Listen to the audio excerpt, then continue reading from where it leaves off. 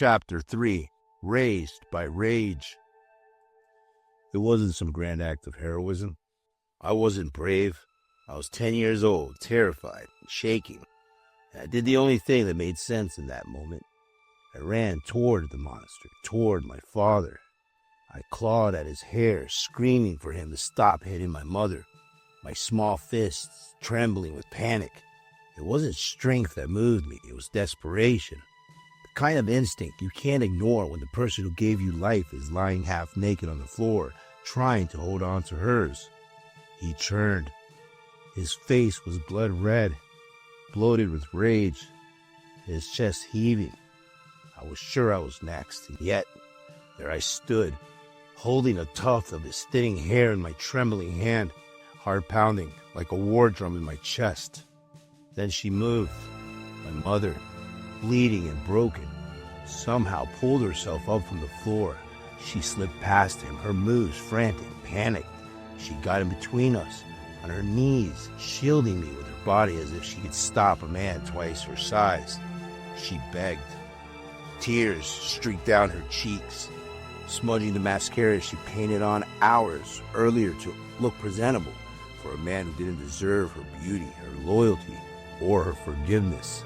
I had never seen her beg like that, not for herself, but for me. She would have taken every punch. And then something strange happened. My father's expression began to shift, slowly, almost indistinguishable. His jaw clenched, the red drained from his face. It was as if something about watching his wife plead for the safety of their child shook something loose in him, some distant memory of what it meant to feel. He didn't speak. He didn't apologize. He just stepped aside and let us leave, like it had all been a bad dream and he just snapped out of it.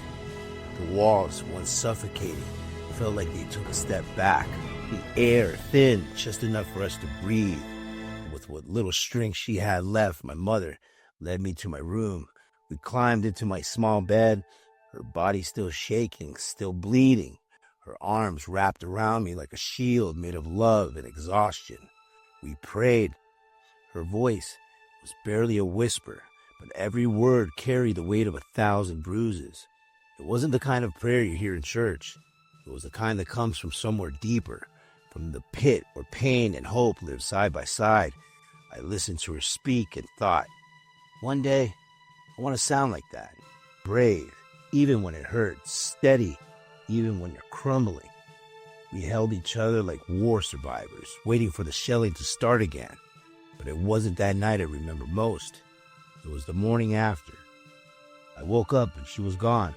Panic set in before I even opened my eyes fully.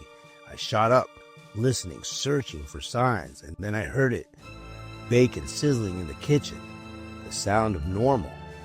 But nothing about what happened was normal. I looked down at my pillow, and that's when I saw it. Blood. Not dry. Still wet. It was soaked to the fabric, the memory of her head resting next to mine, made real by the crimson stain she left behind. My stomach churned. My heart broke in a new, quieter way. She bled beside me, never once complained. That pillow became a marker, a symbol of everything I couldn't unsee. It was the exact moment childhood ended. No fireworks, no birthday cake, just a cot and pillowcase soaked in the evidence of what we'd survived. If there was any lingering doubt, it was gone now. True fear wasn't in ghost stories or monsters in closets. It lived in the next room with a last name that matched mine. My mother and I never spoke of that night again. We didn't have to. It lived in the silence between us, in the way she touched my face when I was scared, and the way I stood a little taller when he walked in the room.